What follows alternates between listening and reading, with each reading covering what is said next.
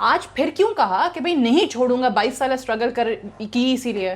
देखिए जी, अदालतों के ऊपर तो मैं कोई कमेंट नहीं कर सकता, लेकिन ये जो सबूत हैं इनके कारनामों के, टीटियाँ, मनी ट्रांसफर्स, मतलब हमें दिखा के थक गया, आपको रट गई होंगी सर।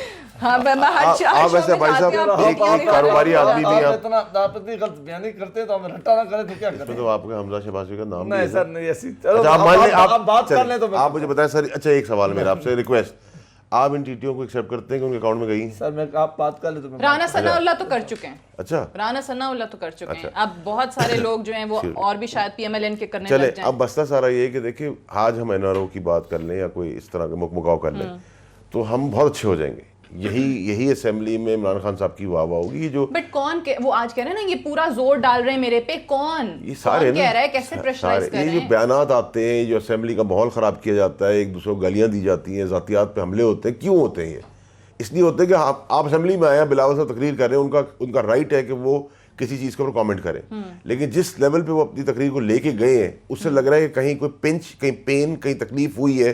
तो तकलीफ क्या है? वो इदारे जो ऑटोनमस हैं, जो अपने तहत चलते हैं, हमारी इन्वॉल्वमेंट नहीं, और ये इनके ज़माने के केसेस हैं, उसके प्रेशर पर आते हैं, वो गालियाँ देना शुरू करते हैं, इनकी बारी आती है, गालियाँ देना शुरू करते हैं। प्रॉब्लम ये है कि आप ये कहें कि एहतसाब के मज़े हमारा कोई ताल्लुक नहीं, उनका भी कोई ताल्लुक नहीं, जो आज़ाद फैसले होंगे वो होंगे।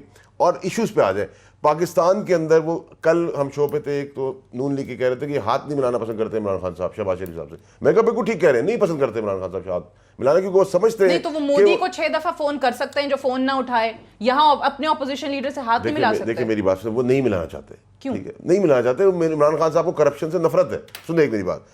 अब आप क्या कहती हैं कि अगर हम हाथ मिलाएंगे शहबाज शरीफ साहब के साथ तभी मुल्क के मसले हल होंगे? भाई तो मुल्क के मसले, आवाम के मसले आप बात करें, मंडी पर बात करें, जरूरी तो नहीं मैं हाथ मिलाऊं।